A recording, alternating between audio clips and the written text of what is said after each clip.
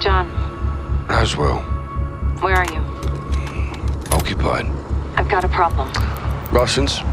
Word travels fast. Chemical weapons have fallen into terrorist hands. They could be anywhere. Paris, New York. London. When can you brief? We just did. Call of Duty Modern Warfare 2019 is a special game to me. This game will hold a special place in my heart as one of the memorable Call of Duty titles I have played in recent years.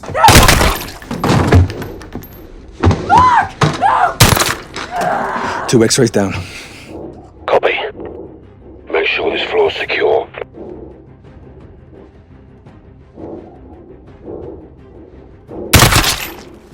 You see, Call of Duty and I go way back. From the chaotic energy of Modern Warfare 2 to the emotional punch of Black Ops 1, I have always found myself coming back to the series, even when it stumbled. I have played the highs, the lows, and yes, those weird experiments in between. Now, with Black Ops 7 on the horizon, and with it still being built on Modern Warfare 2019's foundation, that's the unified engine, I figured it was past time to finally dive into the game that started it all. The rules of engagement have changed. Let me take you back into the past of a young gamer who had a spark lit up in him while playing Call of Duty Roads to Victory on the PSP. It was far from the game I wanted to be playing at the time, but I just didn't have any other games. And it was far from perfect, but I just couldn't put it down. Fast forward, I picked up Call of Duty again with the mighty Black Ops series. And before you ask, yes, I did play the Modern Warfare series later, but my first entry into mainline Call of Duty was with Black Ops 1 and Black Ops 2. I didn't own a PS4 at the time, so I couldn't play Black Ops 3.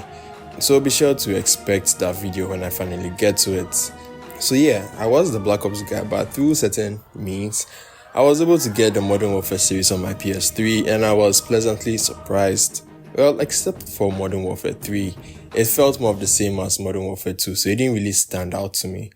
It did have some great parts, but that was basically it. Then I played Ghost and Advanced Warfare and went into hibernation because I was in my broke era and couldn't afford a PS4. But now that I'm back with a PS5 and with the powers of backwards compatibility, I get to revisit some of these games I had missed in crisp quality and patched with all the bug fixes and add-ons that weren't available at launch. So, win-win, I guess. Modern Warfare 2019 was released precisely as Call of Duty fans were growing wary of the franchise shift towards futuristic settings and gameplay. Look, I enjoyed Advanced Warfare, even on a PS3, and while I didn't play Black Ops 3 and Infinite Warfare, from the outside you could clearly see that the Call of Duty series was visibly changing and fans weren't happy about the new direction. Modern Warfare 2019 was a return back to form for the series. They gave up the futuristic direction for a more boots-on-the-ground gameplay. The tone was slightly tighter, heavier, missions felt deliberate, not just running from explosion to explosion, but designed to bring tension. The visuals, stunning. The sound, satisfying. The gameplay, amazing. The only drawback, it ends too soon. This wasn't just spectacle, it was a true return to form for the series, and they absolutely did not let us forget it.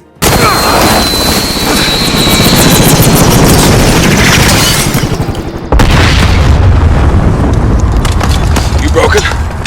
Oh, good. The first thing that struck me was the mission design. Every operation felt distinct. One moment you are clearing rooms in absolute silence, the next you are defending a crumbling embassy under siege. The bombastic Michael Bay energy from the other games was not completely gone, but missions felt deliberate, designed to make you feel the tension of modern combat, not just rush through it. It was the first time in a long while every mission did not blur into the next. The mission variety in this game is amazing. Each mission has its own heartbeat. Some let you approach quietly, others throw you into the chaos. The first mission made it clear. This was not just another reset. We got Modern Warfare. Like, get it? The title of the...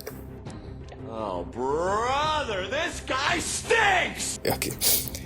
The campaign immediately thrust us into an infiltration mission, using stealth to eliminate Russian-controlled patrols in the forest. After confirming our targets, we call in the drone strike on the position. We then walk through the explosion's aftermath, a visceral scene reminiscent of Spec Ops: The Line. Put him out of their misery. You see, the campaign gives us freedom in certain missions. Some missions have multiple paths and varied pacing. This structure strongly encourages replayability, just to try out other paths or tactics, just to see how everything will play out.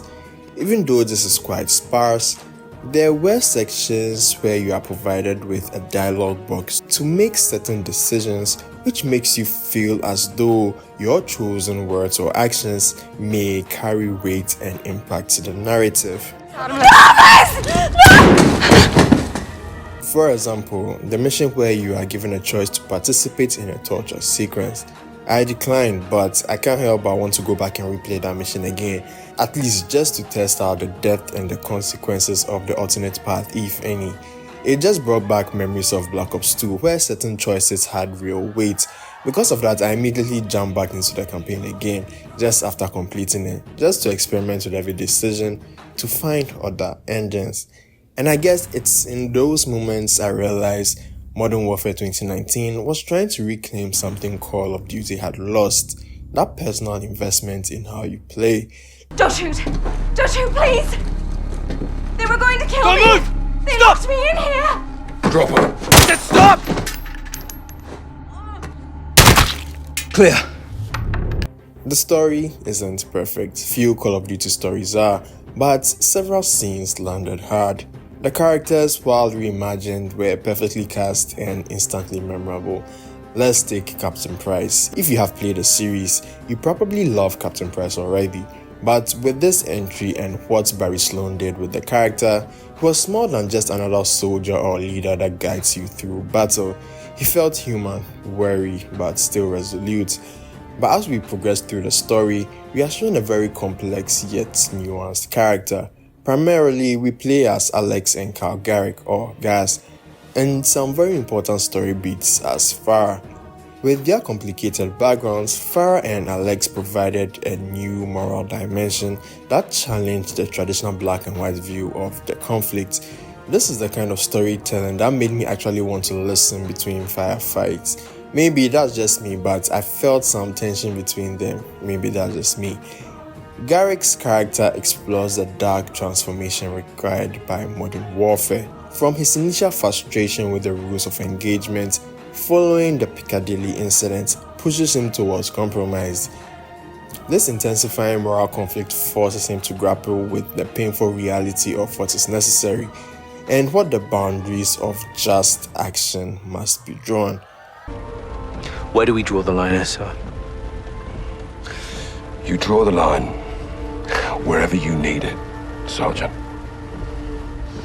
End of the day, someone has to make the enemy scared of the dark.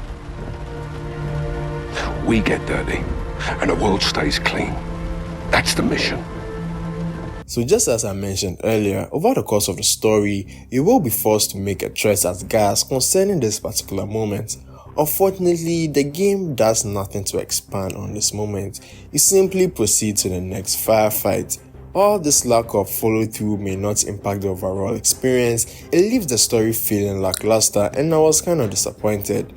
One thing that really stood out to me was the scene where Farah learns the truth about her brother's betrayal. The game crushes you with that moment and instantly shifts into a chilling personal history. We see her as a child, not playing but scrambling through the rubble of war.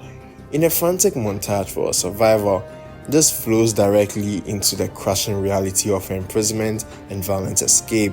It's a relentless and intimate portrayal of her entire life being defined by conflict. And the emotional weight of that sequence absolutely got to me. Funny enough, I was playing that section on the couch in the hall, and my mom came to sit by me and watch the whole sequence, and she was really logged in. That's where storytelling stopped being just scripted action and starts being something people remember. While the game offered many sections that teased a great narrative depth, these moments were ultimately left unexplored. This is fine because the campaign in a Call of Duty title to some isn't typically the core player experience, but it certainly leaves room for reflection on the story's unfulfilled potential, which could or should be explored within the later entries. But let's say you enjoy the story, that's only one half of the coin. The other half is the gameplay. If there's a word that will describe the gameplay, it will be addictive. The reload animations are slower, contributing to that sense of realism the developers were clearly striving for. You can feel the weight of the action, with heavier guns demonstrating noticeable recoil within the animations. Coming off from the years of futuristic movements and gunplay, this felt genuinely refreshing. Movement carries real tension. The game encourages you to check corners, to think and to use the environment, or go all guns blazing. Both approaches feel equally satisfying. Every movement, from crawling through a tight hallway to mounting a weapon on a ledge, feels intentional and calculated. The gun variety is strong. Trying out different weapons give new experiences, but I hardly found myself switching guns because usually the guns you are given at the start of each mission is really good and usually comes silenced. And even though I went gun blazing in certain sections, I preferred the silenced guns so that I could play stealthy for as long as possible. Beyond just mechanical control, the moments of silence, the lull before the gunfights, the aftermath of a failed tactic are what makes the experience feel truly real. It's not just faster or flashier, but varied, keeping you guessing about what each new mission will bring. Well, except for that one section where you are tasked with guiding an NPC to safety. That wasn't good. I did not enjoy that part at all. Here. Thank you, Sergeant. You saved my life. Please help me. Ultimately, the Modern Warfare 2019 campaign is a great experience that every Call of Duty player needs to have. It's an absolute must play and the definitive starting point for the modern era of the Call of Duty franchise. What came after Modern Warfare 2019 is complicated. With Warzone exploding in popularity somewhere along the line, the series found itself split between innovation and an identity crisis. Some games carried that same grounded tone, others forgot it completely. But Modern Warfare 2019 remains that rare reboot that redefined what Call of Duty could be. Cinematic without being cartoonish, serious without losing its spark. And as Black Ops 7 looms on the horizon, I can't help but look back at this one and think, maybe this was the last time Call of Duty truly felt new. One of Modern Warfare 2019's quietest legacies is the engine. The foundation of all modern Call of Duty games are now built upon. Infinity Ward, Treyarch and Sledgehammer all now build on this unified engine. This kind of rubbed me the wrong way because what if the Call of Duty feel becomes indistinguishable between entries? We're already seeing early signs. Treyarch themselves admitted they were using the unified engine, and by early reviews, Black Ops 6 and Black Ops 7 were technically created at the same time, which might spell doom for Black Ops 7. But I can't help but think about how Modern Warfare 2019 fundamentally resets the entire Call of Duty franchise. It didn't just change the story or tone, it established the DNA and core mechanics for all future installments, which I'm not sure if that's a good thing or a bad thing. I used to enjoy that rivalry between Treyarch and Infinity Ward because of how different their entries used to feel. With the standout characters like Frank Woods for Black Ops and Captain Price for the Modern Warfare series, each entry had different perks that came along with it, and with this unified engine, I feel that might get lost in the long run. And amidst all this, Battlefield 6 is being hyped as grounded, serious, aiming directly at Call of Duty with their latest trailer, while Black Ops 7 tries to pick up itself by halting transfer of operator skins and weapons from Black Ops 6, at least to get into the good graces of their community. This tension is proof that consumer feedback still matters, pressuring Call of Duty to step back from the goofy skins era and return to the visceral realism that made the 2019 reboot so successful. Look, maybe I'm coming across as someone who dislikes the futuristic Call of Duty. That's far from it. I actually enjoyed Advanced Warfare and the bits and pieces I got to play on Black Ops 3 and Infinite Warfare in the PS4 era, so I didn't really get the hate for those titles. I get that it felt like they were straying far from what Call of Duty used to be, but it felt innovative to me. Maybe doing it for 3 consecutive entries would turn people off, but when done right, it could be something special because players want something new with each new entry, and I feel like Activision was trying something new. But when they pivoted back to modern warfare, literally, it just felt so fresh in more ways than one. What I'm trying to say is, I don't blame them for wanting to try new things. Some might hit, some not so much. In the end, my main hope for the franchise is that they'll find a way to space out releases a little bit more. Because the truth is, with the annual release schedule, I feel the risk of a Call of Duty fatigue setting in, and honestly there are still tons of newer entries that I haven't played or even want to play. So at this point you might ask, where is Spec Ops and multiplayer? But when I realized I needed to download an additional 30ish gigabytes for Spec Ops, after this game is actually taking 130 gigabytes on my storage, I was like, fuck it, not to mention multiplayer. The game looks good, but taking over 100 gigabytes is crazy to me, especially for Call of Duty. I know most people in the West love their multiplayer, but I don't know, to me, multiplayer is just fine. A bit repetitive, but fine, I guess. Maybe my tone will change in the future. For me, Modern Warfare 2019 was a bold step in the right direction for Call of Duty. It's a reminder that even with a series known for repetition, there is still room for reinvention. It did not just reboot Call of Duty, it rebooted how I thought the series could be. And we might not see a revolution like that again. This just makes me curious about what Activision has in store for us next. Thank you guys for watching. If you enjoyed this video, please be sure to like and subscribe for more content like this. I'm currently on a journey to clear out the backlog of games I'd missed during the PS4 era and the current PS5 era, so it will be awesome if you will stick with me along that journey. So until next time, keep moving forward.